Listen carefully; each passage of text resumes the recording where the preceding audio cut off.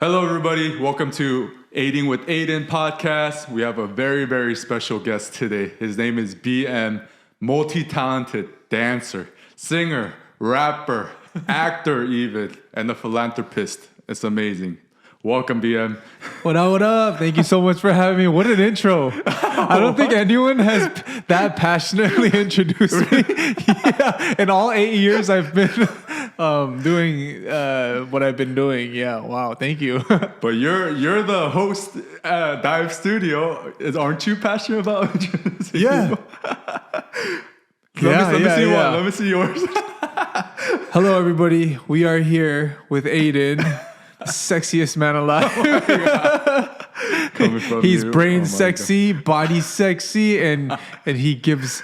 Gives sexy. Oh, just gives. That was horrible. I'm sorry. I didn't know I was going to do that.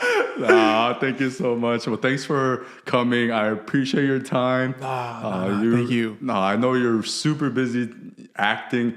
We could talk about what you're working on, right? Yeah, of course. You're working on a role, acting career for the first time. Yup. And it's Beef 2. Yes, sir. Oh my God, it's a huge act. That's crazy. How'd you get that? Yeah, it was. Yeah, that story is crazy. So I got a call from a friend of mine, and he just told me, "Hey, Beef is casting right now," and I was like, "Beef, like Steven Yeun Beef, like Lee Sung-jin Beef, like Sunny Beef." Or you're just asking me to go eat Korean barbecue, right? Yeah. Are you trying to get some kogi? All right. No.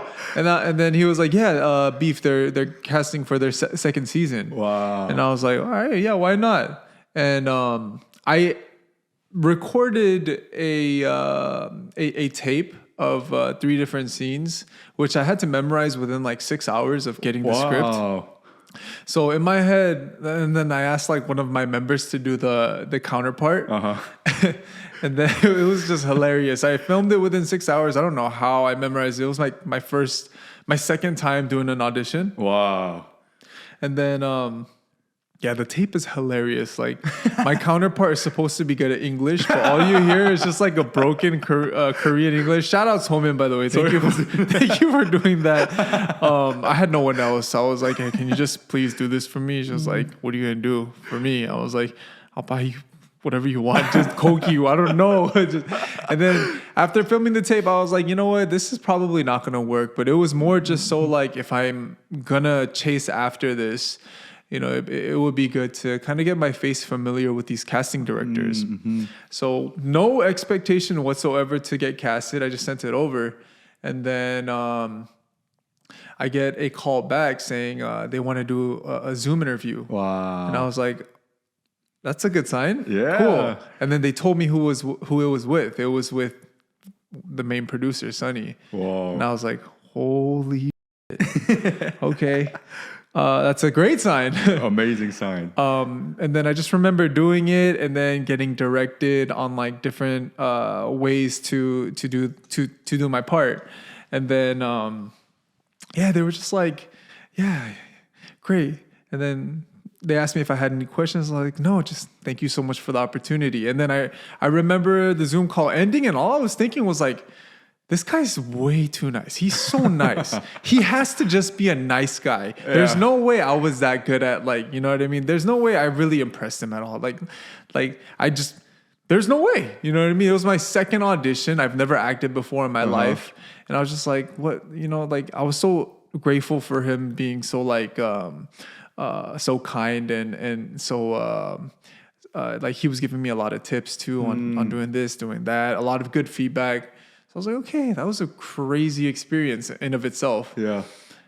And then I get a call back again saying, asking what my schedule is like for this amount of time. And I was like, what does this mean? And they were like, well, usually if they're asking for schedule, it means like they're pretty interested. And I was like, okay. But it was coinciding with so many other different things. So I honestly thought like, oh man, am I going to miss this opportunity? Like I was so scared because being on the second season of Beef, it's like multi-Emmy award winning and it's like a huge springboard to jump off of into my career, you know, so as an actor. So yeah, it was crazy. I'm sorry, we're talking about beef so much. But No, it's okay. Yeah, No, which is amazing. Like, have you ever gotten formal training before for acting? 3 months For in 3 Korea. months. Yeah, where I learned a lot. The trainer was amazing. But just 3 months. Yeah. And that was enough for you to get casted. You're natural. I guess so. I don't know. I don't even know what I did or didn't. But I'll tell you this: the people I'm acting with are so good at acting that their acting convinced me that my acting felt real.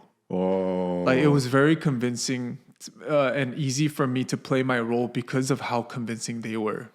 Well, you're natural because it sounds like if you're really bad, you'll be so contrasted and compared that you might look worse if they're so good. But it sounds like because of their good acting skills, that you're better. So you're playing off of their skills. So you're actually a good actor. I don't know, man. I don't want to say that before it comes out and then have it come out and everybody be like, oh, this guy sucks at acting. What the hell?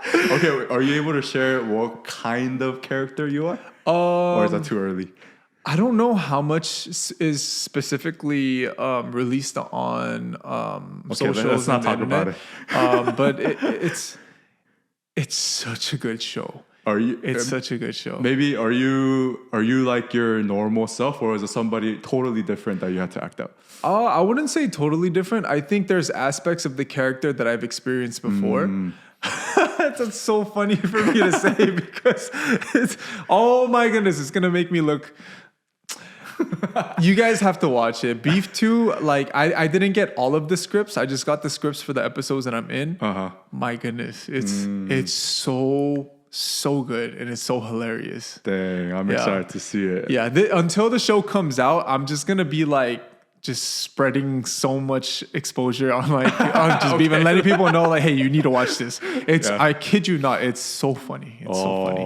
Okay. I'm excited for it. Thanks for sharing that, and I'm hoping that this will jumpstart for you for your future acting careers. I hope so. Thank you. Main role next time. Maybe we'll see. I mean, I'm not in a rush. You know, I'll take any role I could get as long as you know it's not making me do anything like ridiculously crazy. Like, I don't know. I watched a movie a couple days ago, and it's like drug related, and there was like, and I was like, and this is like after I had been acting like a couple times. All I was thinking was, oh my goodness, how embarrassing would it be to be like. Or not embarrassing, but like 수치스러워. How do you say 수치스러워? Embarrassing. It is like embarrassing. It's like to be the role of someone that's a part of. Like as long as it's not like something like that, I'm okay. I'm sorry. It's just too much. I might be. As long as you're okay. I'm okay with it. But like stuff like that, where it's like. You know, shout out everyone that does those type of roles. You are so courageous. Me, I'm not that courageous. I cannot do something like that. I mean, but your body is good enough for the role. Very fit, very active. I don't know anyone. I don't know. I don't know what to say about that. Yeah. Okay. Next topic. Sorry. Okay. Well, so this podcast is a little bit about like community service and talking about your passion and how we can help people together. Love that. And one thing I have to ask you. Yeah. While I was doing my research, I found out you're a president of an organization that you created out of. You know what I'm gonna talk about, right? Yes, sir, I do. But I feel like it leads. Even though it started off as a joke, it led to something greater, right? Honestly, that's like one of the craziest moments in my career and just in K-pop in general. So what happened was, how that started was... What's the name of it, first of all? Big Titty Committee. Big Titty Gang. Tiddie. Yeah. Titty with an IE. Yeah. And D's.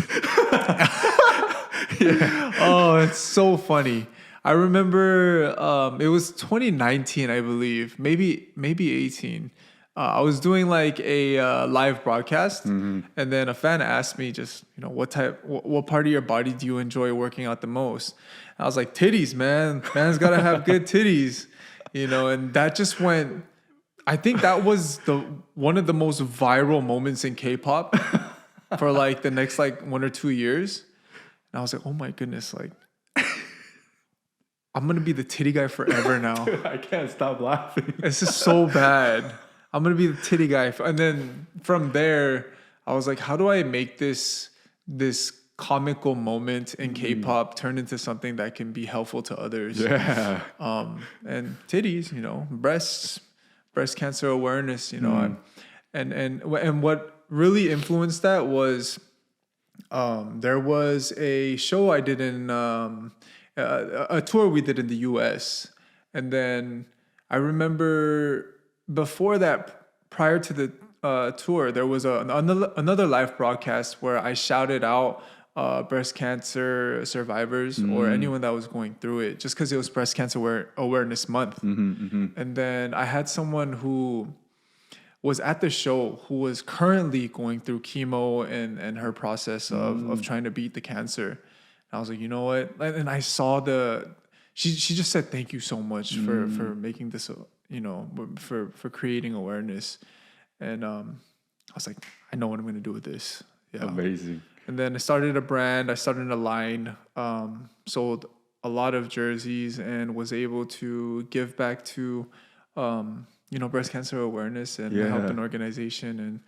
And I think that was like one of the most proudest moments I had in my career, because turning the biggest funny meme of K-pop into something like that, it's like it's what could be more meaningful, Oh, that's amazing. I think it comes from your heart and your passion as well. Like, it's a joke and it could be just rolled off as a joke at the end of the day. Yeah. But the fact that you had that idea and you made it into something bigger than what it was, I think, shout out to you. That's amazing. You raised over like $8,000 for it, right? How do you remember? Collectively, I think up to this point, almost 60K has been. Sorry. 60K? Yeah. Wow. That's amazing. Yeah. And shout out to my mother, man. She works, my mom and my dad work in textile and mass production of clothes. Okay. In the clothing business.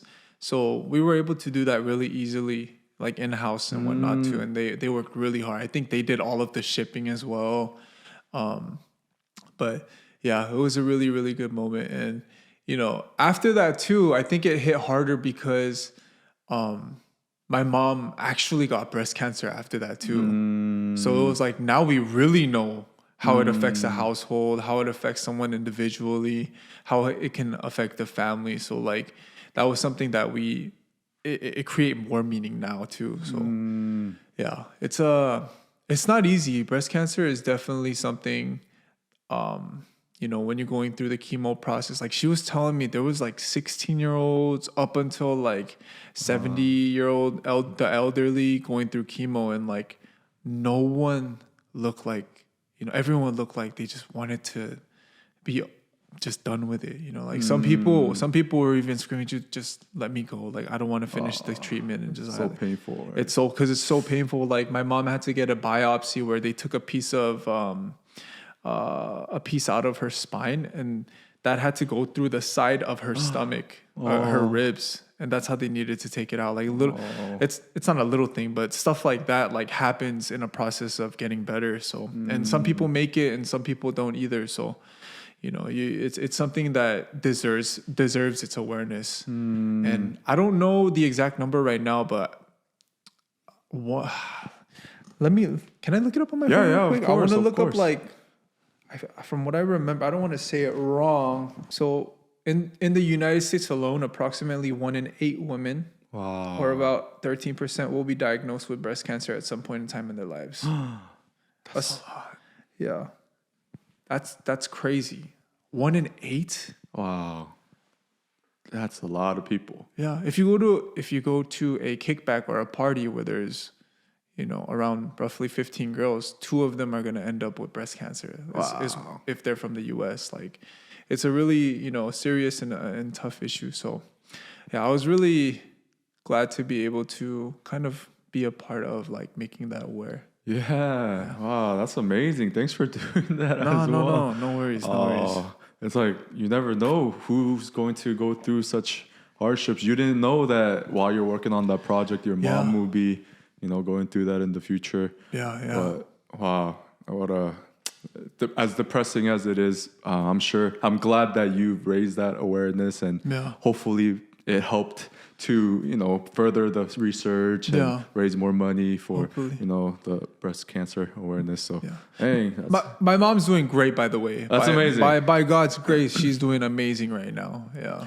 That's awesome. I hope she will continue to be healthy. Yes. And everyone else who's going through it, I hope that they will be strong, survive through it. Yeah. I know yourself and your group card actively just speak out about different topics that are, around us. And one of them, you also sold merch, I believe, called Healers. Yeah. It's for anti-bullying. Yeah. Was there a reason behind why you started that, another route of talking about that topic? Yeah, I think that was around the time we were getting ready for an album called Way with Words.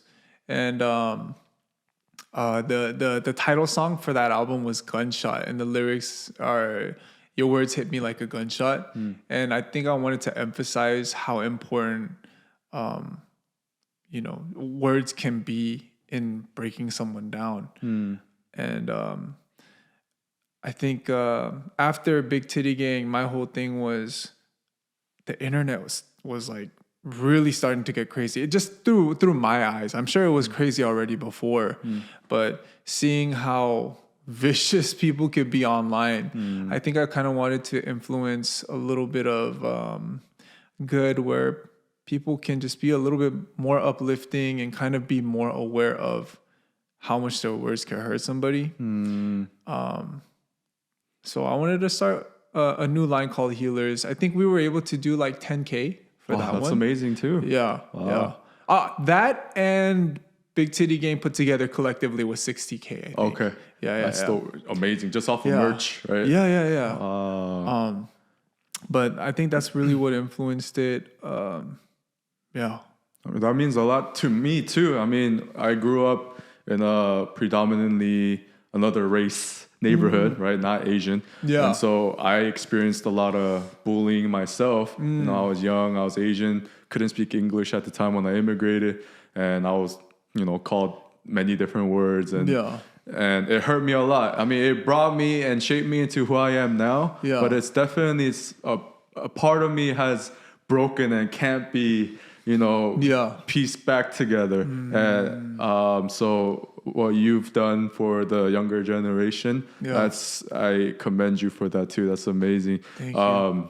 I know your name is BM, Big Matthew, because I heard you were a little big to the side. Yeah, I was like sideways big. I was very big when I was young. And Big Matt always sucked, like when I was in junior high up until like the end of high school, like, Big Matt, what up? Like, like everyone would just call me Big Matt. So I was like, what do I use as my artist name? So I just... But did the weight kind of play? Did people bully you for the weight? Do you remember an incident? Yeah, I mean, at the time I didn't know, but the whole like, I don't know if titty scooping was a thing for you. Yeah, definitely. Like, I got titty scooped all the time. Like people would come scoop me, I would hear all the time. Like I would hear the Asian and the weight words together.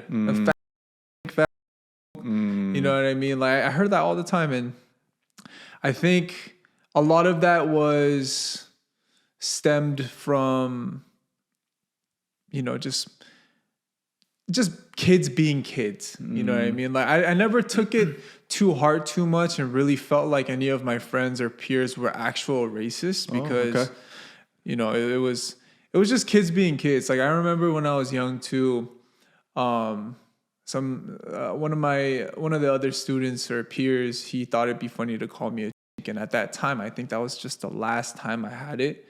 So I told him, all right, you know what? Like I just cursed him. I was like, F you, man, let's fight. And he was like, whoa. He was kind of like shaken up. And then the next day, I think in his head, he processed that he's not going to take that from me either. So we fought that next day. And that was the first. I think that was like the second or third time I've ever fought in my life, and it was crazy because him being startled after I got mad. Now looking back on it made me realize it wasn't something that stemmed from I hate Asians. It was just him trying to like make fun of me, or like it could have been any other thing else. You know what I mean?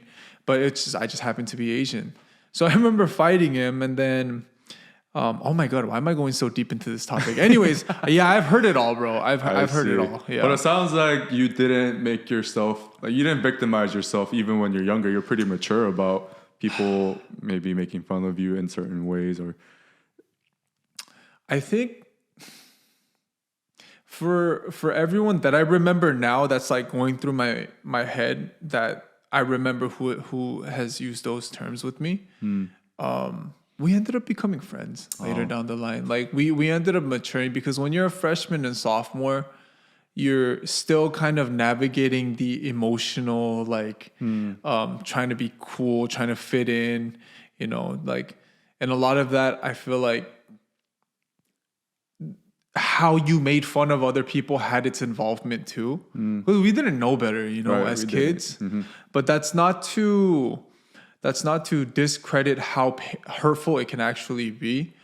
Like for me, for example, like it got to the point where I said, I probably need to fight this guy now. And then we ended up getting physical. And, after that, me and him became really cool because, I don't think he knew. And I'll make a long story short. He brought like 50 people with him. What? 50? And I was like with like two of my skater friends. I was so scared. I thought I was going to get jumped by 50 people. I told my skater, I was like, yo, I could do this by myself, bro. I don't want you guys to get hurt. He's like, no, I'll go with you. Wow. I was like, oh, I love these guys. But what was so cool was his big homie, like his Hyung. Yeah. He was Latin American. He asked me, he was like, yo, why you got a problem with my little homie? I was like, well, he called me a. But what was cool is he looked at his friend, or his like younger friend. He was like, as if like, you know better, that's not right. So it was like, because Latin Americans go through racism all the time too, So it was really cool that he kind of had an eye for that. And then he was like, all right, fight. It was just like, And then we shook hands after. He went his way, I went my way. I saw him again the next day after at PE. And we were just cool, Wow. Oh, it sounds like you're still understanding. And that's why maybe it didn't hurt you as much as I guess it could hurt me in that situation. I'll say this though, because we live in like the cities right next door. I don't know if this can air, but I feel like it could be a little bit more racist. I think there's like a little, because I don't know anyone that was Korean or Asian. Yeah, but only a handful of us were Asian. And being in a predominantly like everything else area but Asian, you're gonna hear it. Oh, you know what another thing was that I was lucky for? My best friend, who was the other only Korean in the school, he was scary. Oh, he was scary. He protected you. Well, or he was always there with you. We were like best friends. So like messing with me meant messing with him. And he was so scary, but he grew up tough. Like he fought his way throughout like all of his younger years. Yeah. Survival instincts for us.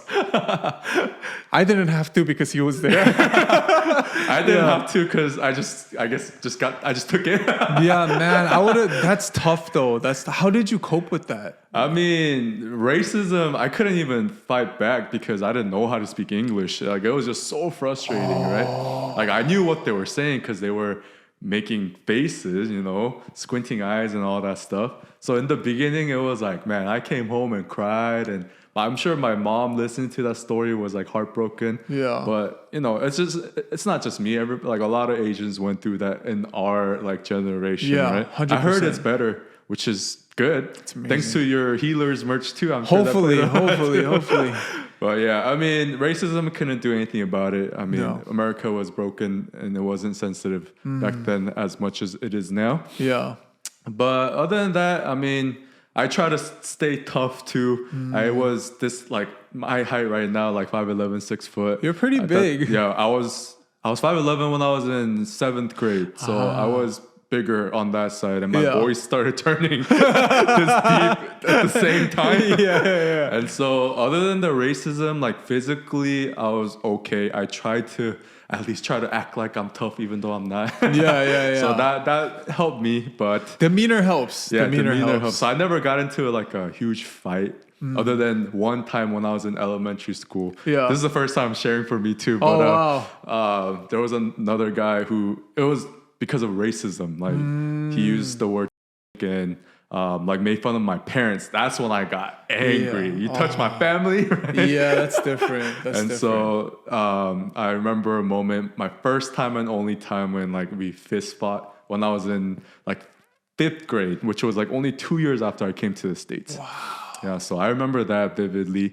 But other than that, yeah, it's more like internal, I think. But I'm glad that everybody and like people right now don't have to experience as much of racism because of honestly you, man. Like No. Like I could say all the bigger artists, Blackpink, BTS, but Card is really big in the States too. And you played a really big role as an Asian American, especially being in K-pop. And having that voice, giving us that voice in America for the younger generation that Korea is this country now. You can't disrespect us. Yeah. We're Asians. We're talented. We know how to do this better than you sometimes. So Sometimes. yeah, not everything, but yeah, we're good at certain things too. So have some respect, and you're a big portion of that. And thank you, man. Hopefully, I mean, I gotta give it to everyone that has influenced me. You know, growing up when it comes to music and whatnot.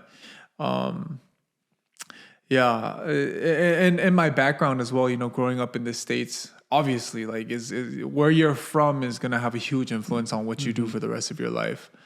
And, hopefully I can continue to be, you know, someone that people can look at and be like, oh, we're good. You know, I could do it. Or like, you know, like we're looked at in a more way, because Asians at that time we were very, you know, the nerds, 100%. the fobs. What else was there? Just scientist, math geek. Yeah, are you good at math? everything but like masculine. You know what I mean? We're very, I don't know the words, but yeah, we definitely had a hard time as Asians making that shift into that more like entertainment side of it, creativity side of it. 100%. Yeah. Oh, it's still tough right now, I think, but you guys helped out, and now it's easier for the rest of people who are trying to be in that industry. Hopefully, I mean, there's many people doing that, but if, like, you know, if there's even a small portion that I can offer to give to that, take the credit, man. You're a big pie. You're a big portion of the pie. Stop it. No. Thank you. Not only are you vocationally inspiring people, like even today, we gotta tell people, like, we usually talk about what we should do together and then go on the street. But BM and I we had an opportunity to actually, before this podcast, go on the streets of Korea and help people together. Not because I asked him to do it, because he voluntarily wanted to help with this mission, and I was so touched by it. He usually, he's busy, but you made from 3 o'clock to 9. That's 6 hours of your time, is half of your day. And I appreciate so much for that. And I think that's why we were able to do certain things that we did. Yeah. So first we did 3 things today, which is crazy, right? I would be happy to do like one activity and like raise awareness that way, but 3 times as much would be truly an honor, by the way. No. Honor is mine, brother. Honor is mine. First activity we did, we saw a grandma that we previously seen had a made video about. Her story was just briefly, her son had passed away really early. The daughter-in-law had ran away with her money and sold her home, and she took all that and ran away and abandoned her kids. Grandma didn't share it to you this time, but she verbally said, put them in an orphanage, to the kids and to the grandma. And so that emotional pain that they've gone through is tremendous. So the grandma single-handedly raised those 2 grandchildren on her own because her husband passed away really recently too, but she also went through breast cancer. That was what she was talking about? Yes, she was sick. She went through breast cancer right before the mom abandoned the kids. So she was explaining to me before that she's a patient. She doesn't have money to take care of these kids. Like, I'm not confident, and I already raised my children. I can't raise, like, that's another grandchildren and children. Yeah, another full generation of kids. That's crazy. Imagine that when you're like 60, 70 years old, right? And anyways, we had a time to talk to them, and BM amazingly was there with me listening to her story. How was your experience just talking to someone like that? Well, I think it's so different seeing it in person as opposed to seeing it on a screen. My biggest thing with wanting to follow you around today was really because you see so many things on a screen, and like at one point it becomes hard to distinguish things, right? Because you're scrolling through some things. A lot of them are fake, a lot of them are real. Yeah. But when you see it in real life, it's completely different. You know it's real, and there's no getting out of that reality. And I think the biggest thing for me was I really hope that people, watch our content and really are able to feel it, because we're kind of in a generation right now where we're so fixated on all the things that we don't have, as opposed, and that thought is curated and stemmed by watching people that have more constantly online, right? Which I want to say, I think your content is probably healing people subconsciously on that aspect. and for me, just, being there and listening to her story and seeing that there's someone that really needs help. Like, sometimes I'm sitting down at home and I'm like, man, why am I not this big? Why am I not that? See, like, just complaining about the stupidest things. And then I see, grandma today on the street, and I'm just like, this is reality for most people. More people than less are going through hardships like this, So I think I really wanted to be put in perspective, and I'm so grateful to have been put in that perspective as well. And I think the heart of giving back really grew today as well, because seeing it on a screen, like I said, as opposed to seeing it in real life, and the experience of seeing her face light up when she received, the help that she got. Hiring went on. $5,700 that followers generously donated. Man, shout out all of the supporters and donators that donated that. You guys had to see the look on her face in real life. Like, you see life giving brought back. You know what I mean? It's not just here you go, money, it's done. It's you see hope. You see things that are rekindled, and I think that was just a moment that, and anyone and everyone can always have. Like, today was Paibengmanwon, but even $10 on the street, or like even $1, like it's something that you just never know what type of help you might be being for how long, Yeah. I'm so glad you were able to experience that, because, like you said, it's hard to kind of transfer onto the screen.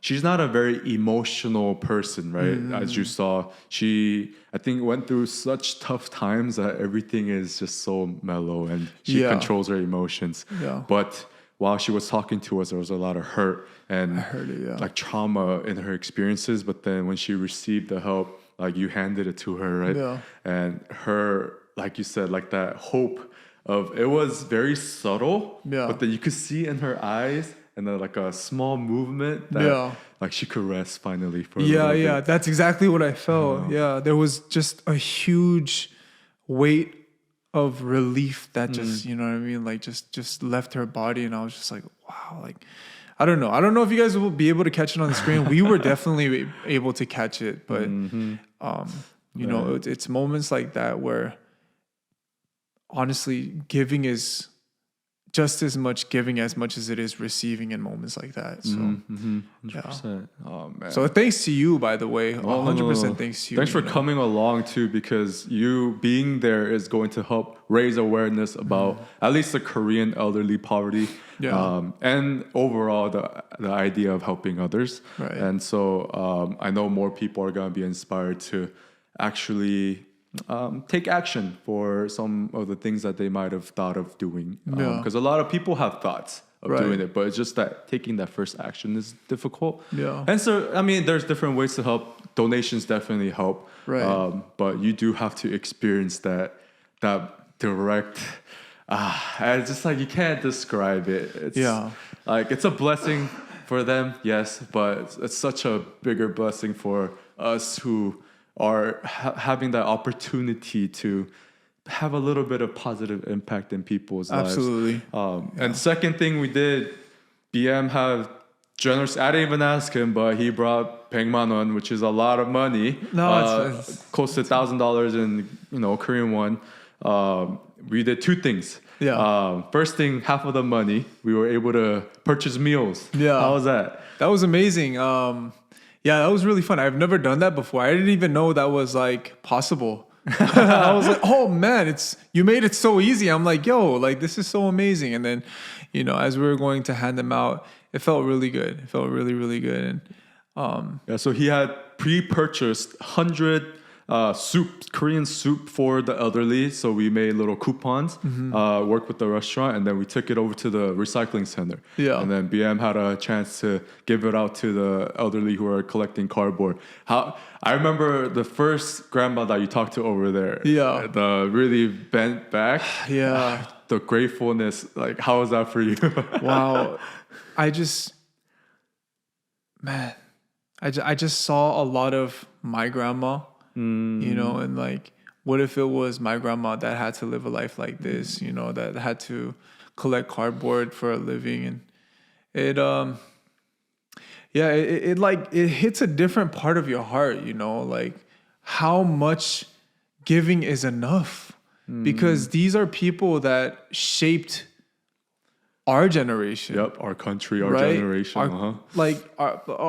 Of course, our parents in between, but that ultimately brought us to where we're at right now. Yep. And it shouldn't. There should be more benefits for people like that. There should be, a lot more people, taking care of them. And I feel like when you listen to their stories collectively, the reason they're doing that is because 손 벌리고 싶지 않아서. Yeah, they don't want to negatively impact other people. Yeah, that's what I heard from every grandma that we met today. Every one of them. The general consensus is, I'm doing this because I don't want to ask my children for help. Yeah. Nor they're in a position to help. Yeah, and like, how can you, like, that's how selfless they are.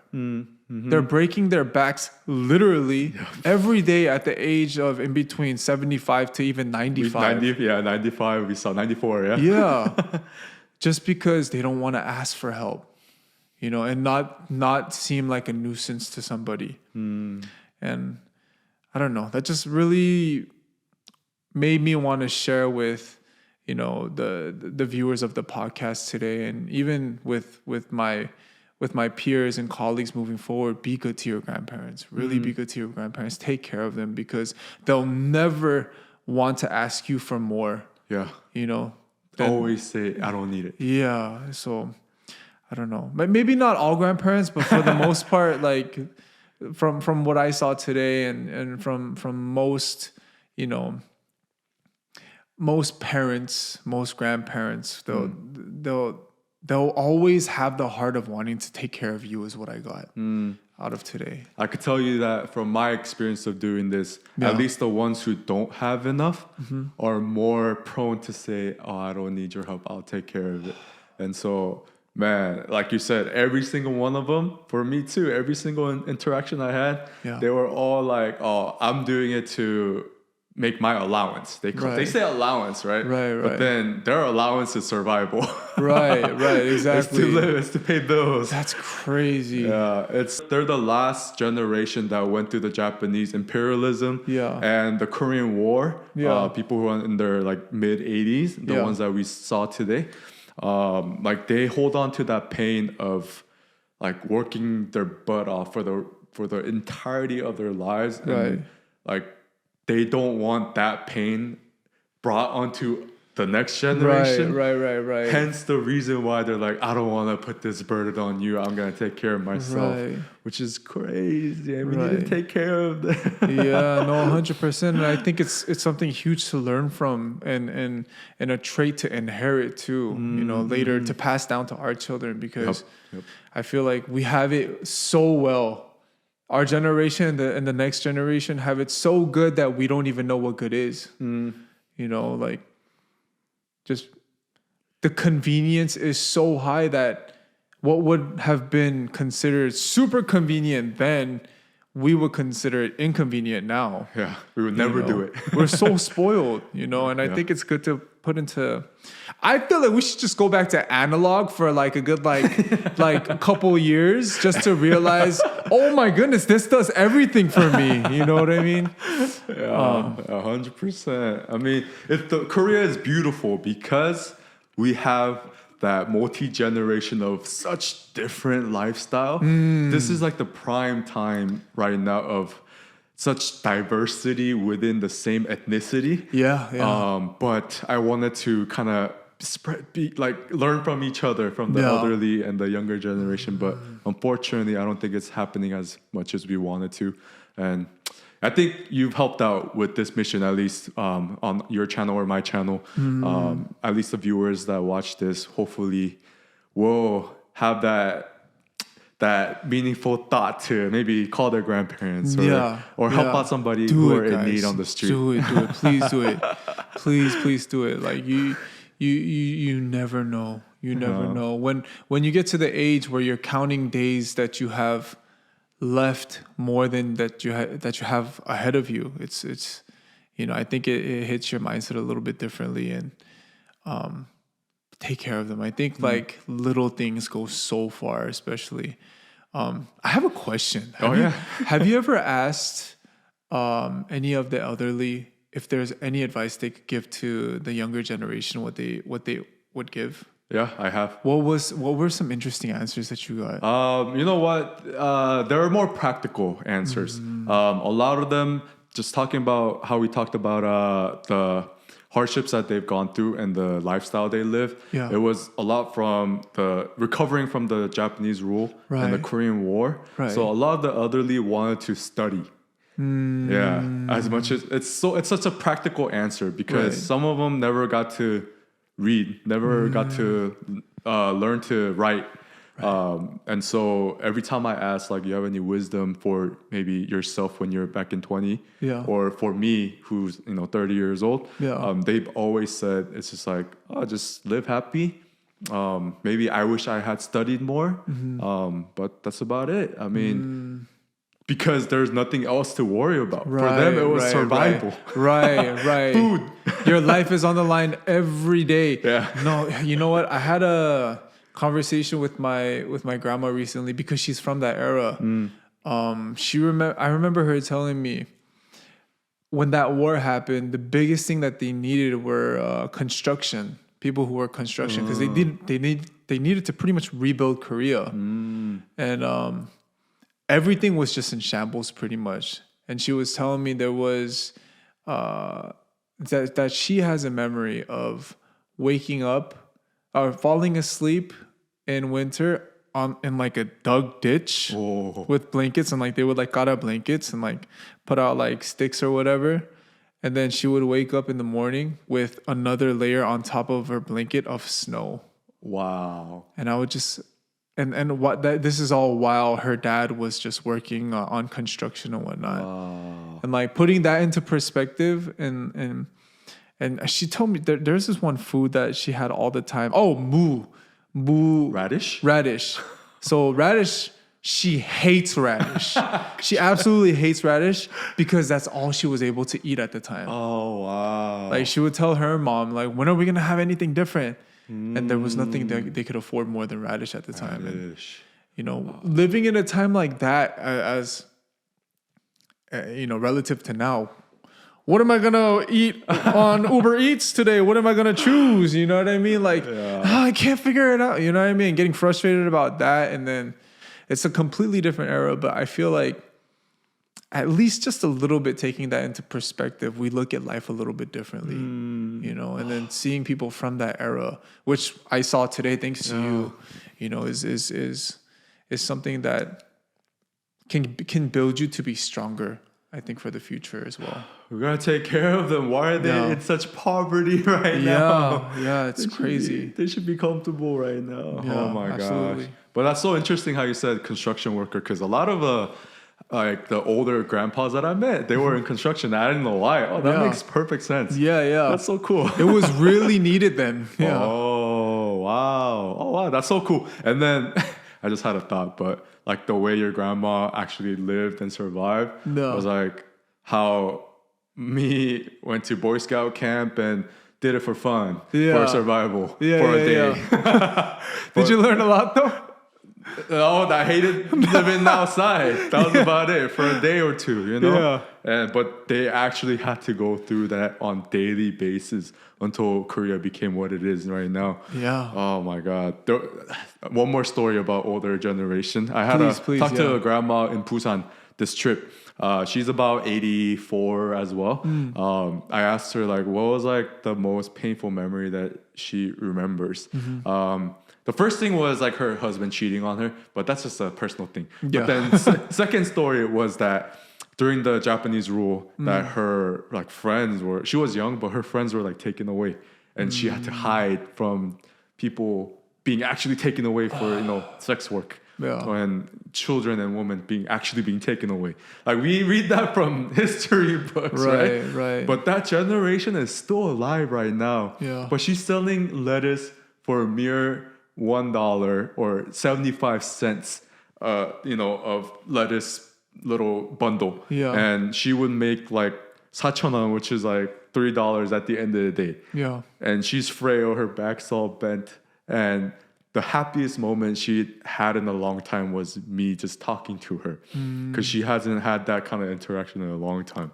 She still calls me on my temporary Korean number. It's like, 청년, 어디야? Like, hey, where are you? I'm like, pull up. I was like, hi, money, I'm going back to United States next week. I was like, oh, so you can't come back? I was like, oh no, I can't. She's like, oh, then can I call you? I'm like, oh no, this number is going away. Oh no. Every time I go to the United States, she's like, oh, then I can't see you. I'm like, I'll come visit you. But oh my God, this is crazy, right?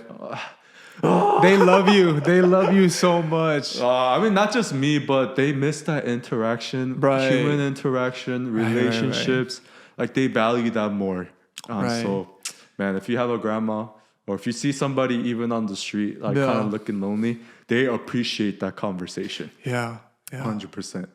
Man. And the third thing we did together, we split your money to give to the food, and then the other half went to another person. You want to talk a little bit about that? Yeah, that was amazing. I think she was kind of chosen by someone that was there that you helped previously, right? Yeah, I asked the boss to kind of show me or introduce me to the ones who are struggling more, because she knows every single one of them, and she was one of them. I think it was, she was 79, such a wonderful old lady. She just was all smiles the whole time, you know. And I remember, I think you asked like, what was the toughest thing that she's went through or going through, and a lot of her answers revolved around her taking care of people that, you know, are in her surroundings. Not herself, right? Other people. Like a lot of it had to do with just, you know, she has someone in her home, her husband, I'm assuming, husband, and he can't work.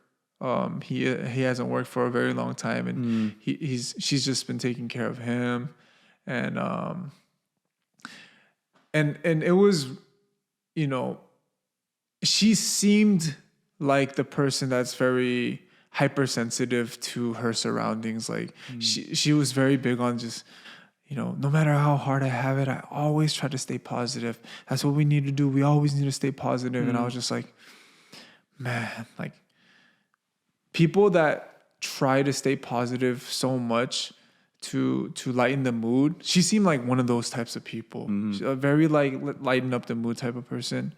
Those people take so much back home with them. You know what I mean? That might not be, you know, that could be someone else's darkness. Yeah. But, you know, and where do they, you know, where do they kind of like Put their burden on. yeah. Right?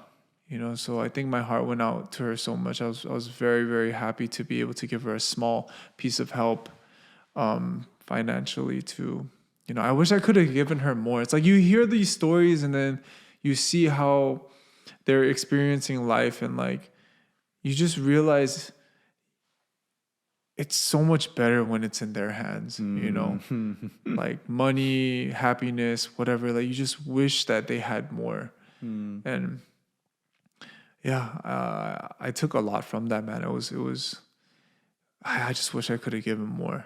And I think she was kind of like a big influence on me just having the thought that, you know, this can't be a one-time thing. It has to be continuous from me, you know? So, yeah. How about you? The amount, it wasn't small. It was larger. Especially for her, she would make less than $10 a day. Yeah. And so you gave her months of salary. Wow. And so she was super grateful. I saw her face. She was so grateful. Yeah. But like you said, it did seem like she was struggling to make everyone happy and satisfied. Yeah. I don't know if you're okay talking about it a little bit, but you said you are also kind of a people pleaser type personality. I was. And you resonated a little bit with her. I did. I feel like I saw a lot of, you know, myself when I was young. It's kind of weird to say that I saw that in someone so much older. It's all like I mean that with no disrespect, but of course. It was kind of like a common, you know, trait that I could relate to as she was speaking, because when I was young, I feel like a lot of myself was trying to make sure everyone was having a good time, everyone was happy, everyone was like in a good mood. And like I was always known as like that positive guy, you know. Even up until like the first few years I was in Korea, like they would call it happy virus. Oh yeah. You know what I mean? Like they're like, oh no more happy virus, yeah. I'm like, yeah, take my happy virus. You know? And then you go home and you're sad virus. Yeah, and the more, you know, you start losing yourself because not all the time, but there you have your moments where you're just like, who am I? If I'm agreeing and making all these people happy in conversations and, you know, trying to just oblige to everybody, who am I? You know, what grounds do I stand by? You know, and you have these like mental breakdowns every once in a while. But now I'm okay. When it's a no for me, I usually say no. But, you know, a big part of me still is very like, but I want to leave them with like the most I can give them while they're here. Because if I've had moments where I didn't do that and I just left, that regret is bigger than me giving as much as I can and like thinking, man, did I give too much? You never regret giving too much. You know, I don't know if I'm kind of like, what do you call it? What's the word? I don't know if I'm like going against what I'm saying or if I'm going too back and forth right now, but I think seeing grandma today, it really showed me like being positive is it can be too much. It can take a lot out of you, but you just never regret it either. Yeah. It seems like, I guess that people pleasing aspect, I mean, a lot of people could resonate that are listening, I'm sure. Yeah.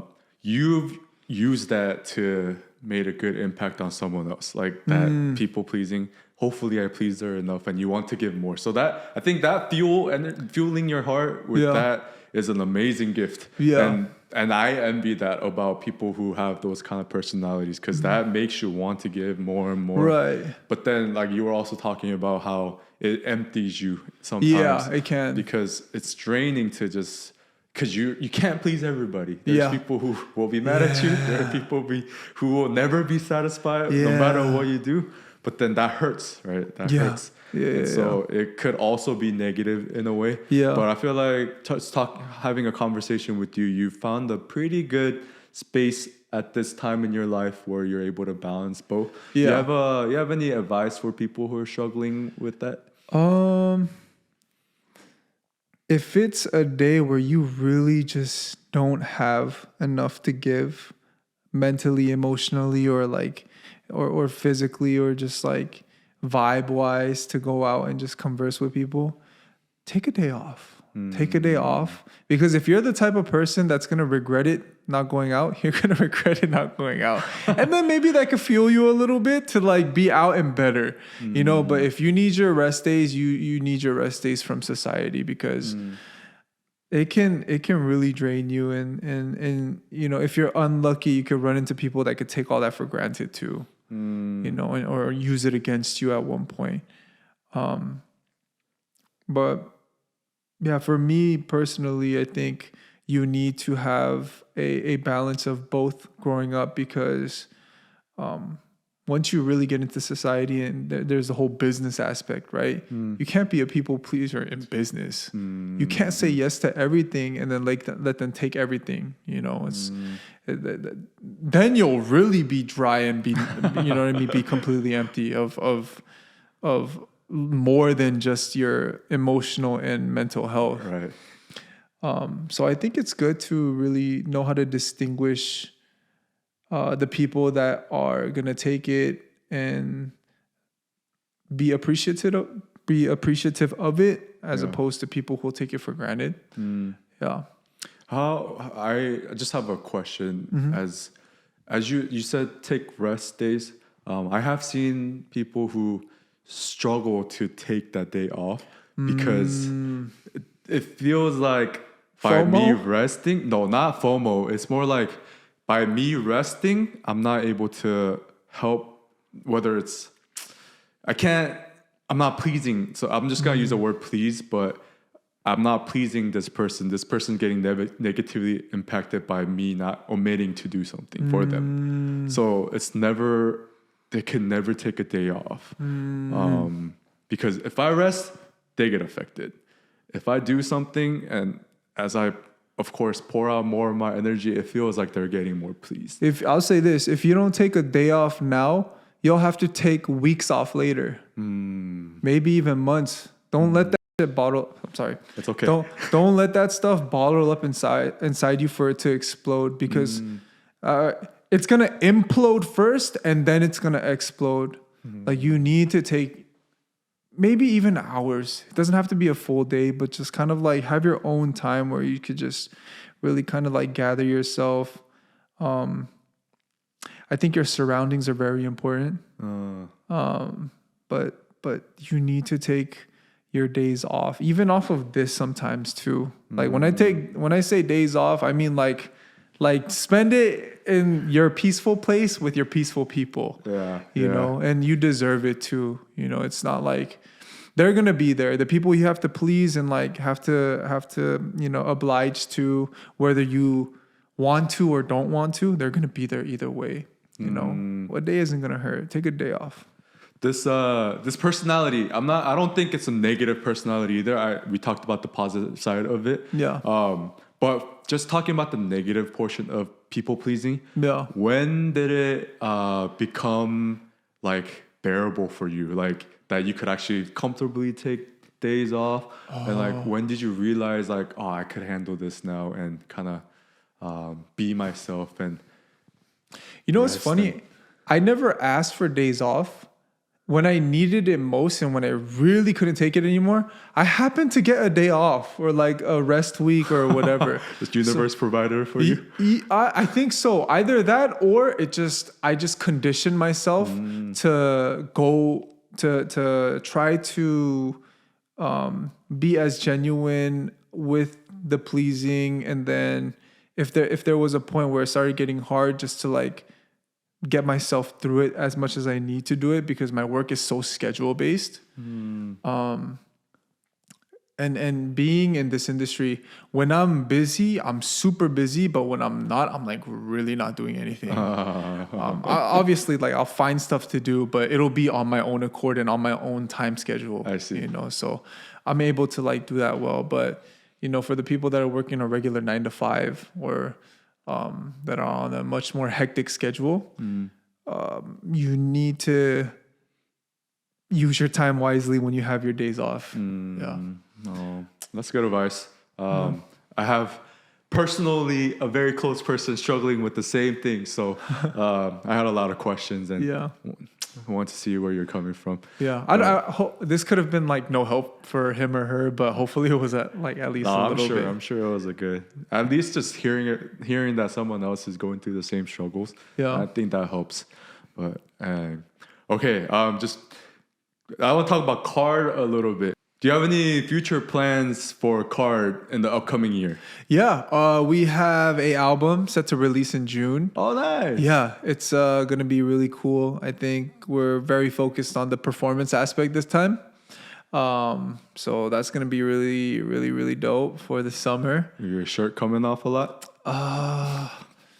Performance I think so, yeah. Yeah, I'm like the poster boy for like... whatever, workout body. But yeah, we have Card after that, and then we have a bunch of tours. And then hopefully I could put out a solo by the end of this year. That's my goal. I want to put it out near my birthday in October. Nice. Don't know if I'll be able to, like, for sure, but I'm definitely going to push at it. Normally, if I push at it, it usually works out.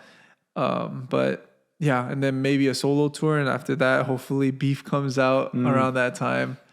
And as for 2026, dang, we're looking so far ahead right now. But time goes by so fast these days anyways. Yeah. I talk about Card because we have BM 104 here, but I know that you guys as a group put out just meaningful songs even. Like they have a lot of you guys talk about sensitive things on there. Like it's a music. There was one, but I think the reason it's emphasized like that is because it was pretty.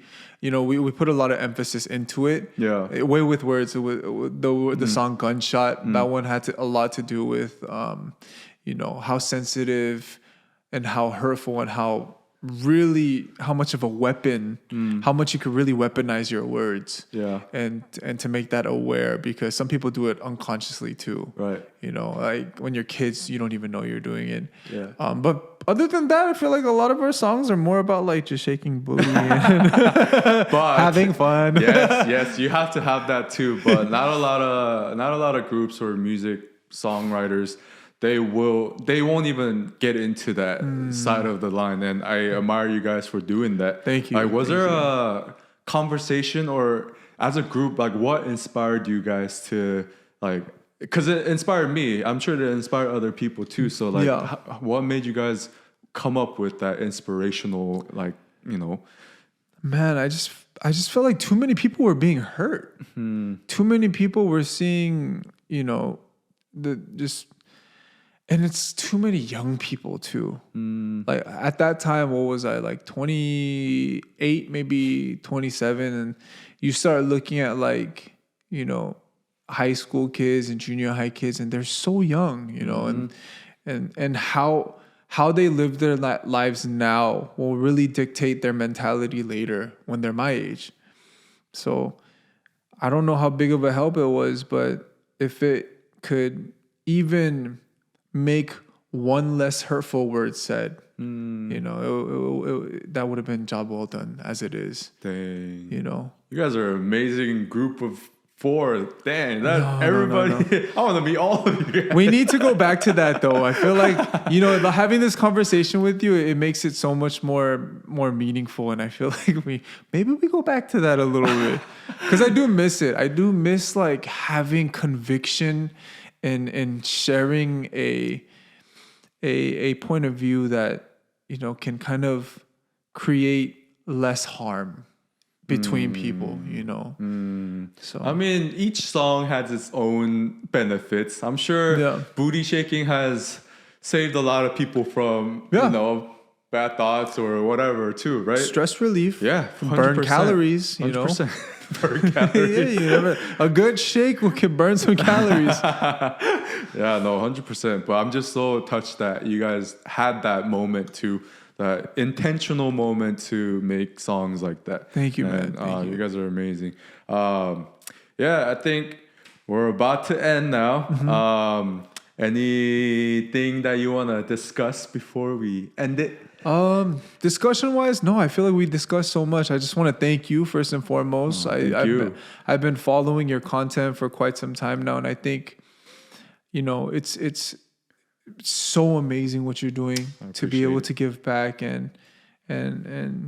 you know, it needs to, if you're not the one to do it, you're gonna inspire the one to really. It's like what Tupac said. It's like if I don't do it, I'm gonna inspire the one that's gonna do it. That's right. You know, and I feel like the world is gonna become, you're that shining light of hope that's left here in the midst of so much darkness. That's crazy. Stop. And you're gonna shine a light that makes other bulbs also go off. Oh my gosh. You know what I mean?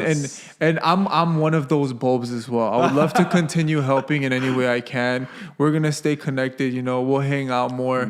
And I would love to do this again, you know, and I want to continue to support this as well. And I hope you could do this like even in a bigger scale as well.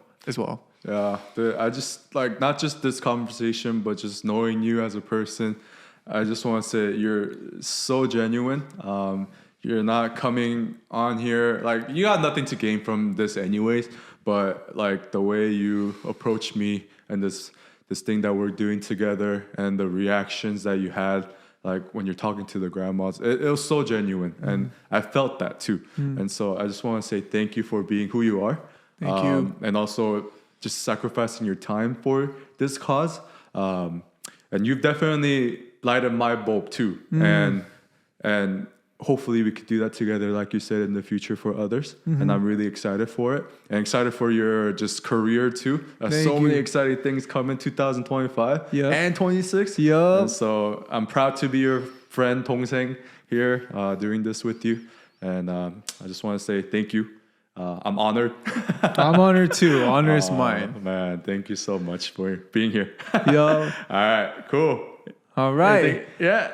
It's only up from here. Peace, guys. Thank Amazing. You. Oh, dude, this conversation was so like refreshing. Yeah. It was so nice. Yeah. Dang. That was really cool. That was really cool.